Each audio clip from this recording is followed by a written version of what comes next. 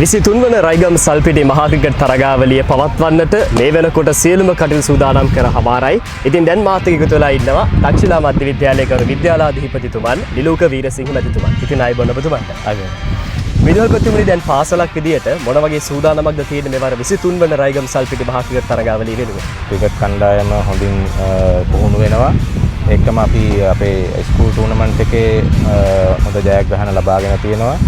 ඊට පස්සේ අපි පාසලක් වශයෙන් මේ කණ්ඩායමට අවශ්‍ය ශක්තිය ධෛර්යය ලබා දෙන්න විවිධ ක්‍රියාකාරකම් කරමින් ඉන්නවා. ඒකම කණ්ඩායමේ ඒගොල්ලන්ගේ ශක්තිය දියුණු කරන්න අපි විශේෂ වැඩසටහන් කීපයකුත් මේ දවස් ටිකේ සංවිධානය කරලා තියෙනවා. ඉතින් මේ පාර මොන වගේ බලාපොරොත්තුවක්ද තියෙන්නේ? මේ කණ්ඩායම ගියවර ක්‍රීඩා කරපු කණ්ඩායමේ ක්‍රීඩකයන් වැඩිපුර ප්‍රමාණයක් සිටින කණ්ඩායමක්.